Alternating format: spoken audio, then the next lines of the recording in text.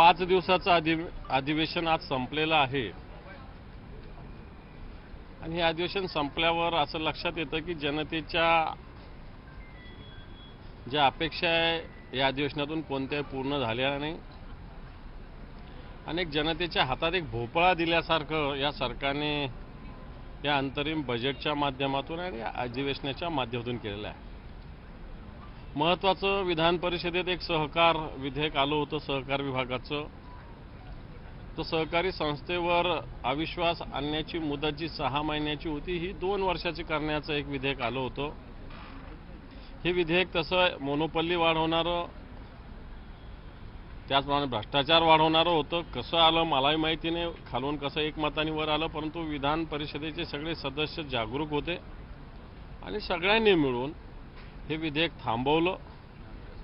महाविकास आघाडीने थांबवलं आणि थांबवून एक प्रकारे जो सहकार विभागावर एक अन्याय करण्याचा प्रयत्न होता राज्य सरकारचा तो थांबवण्याचा आम्ही पूर्ण प्रयत्न केला आणि त्याच्यात आम्ही यशस्वी झालो।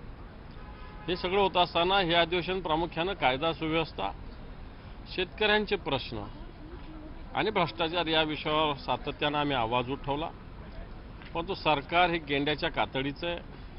या सरकारला जनतेच्या भावनेची जाणीव आहे नाही आहे, संवेदना आहे नाही आहे हे लक्षातच येत नाही।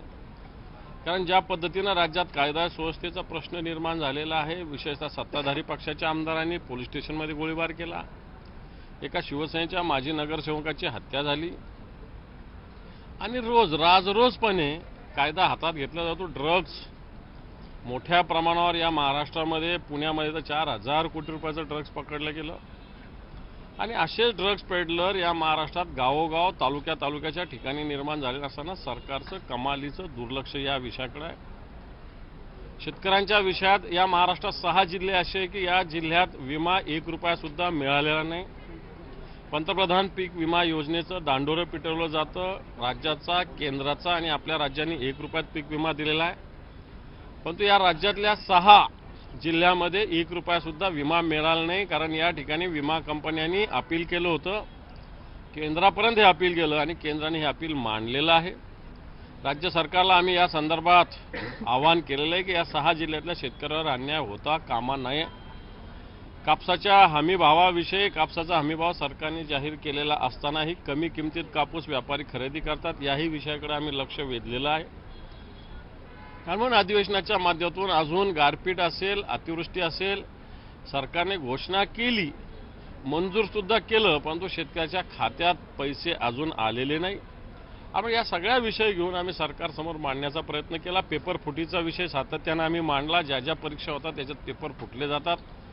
हुशार विद्यार्थ्यावर, अभ्यास करणाऱ्या विद्यार्थ्यावर हा अन्याय आहे। विविध खात्यातले भ्रष्टाचार आम्ही मांडले।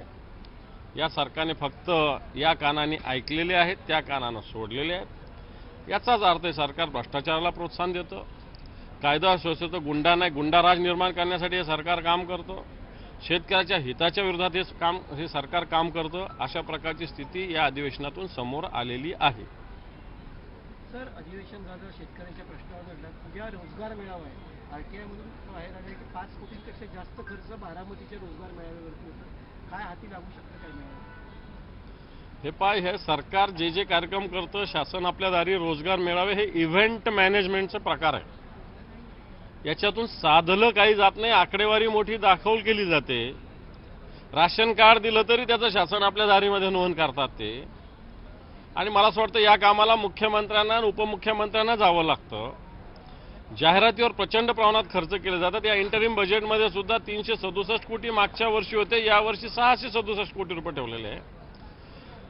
हे सरकार इव्हेंट मॅनेजमेंट, जाहिरातबाज अशा प्रकारचं सरकार आहे। त्यामुळे बारामतीच्या रोजगार मेळाव्यातून 5 कोटी खर्च करणार असाल तर मला असं वाटतं सरकारच्या या सरकारी पैशाची उधळपट्टी आहे। दुसरा विषय असं की आता अधिवेशन झालं, अर्थसंकल्पात निवडणुकांची तयारी सुरू झाली। आज विनोद पाटील याचिकाकर्ता होते मराठा आरक्षणाचे, त्यांनी म्हटलं की संभाजीनगरमधनं ते निवडणूक लढवत आहे।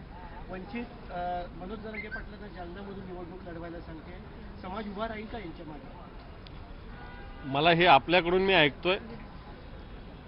अजून कोणी इच्छा जरी व्यक्त केली असली तरी अजून निवडणुका जाहीर व्हायचं बाकी आहे, फॉर्म भरायचं बाकी आहे, सगळ्या युत्या आघाड्या डिक्लेअर व्हायच्या, बाकी मग त्याच्यावर बोलता येईल. आमदार भेटले एकमेकांना, आज मंत्री आणि आमदार बिलकुल. हे विधिमंडळ म्हणजे लोकशाहीचं पवित्र मंदिर आहे.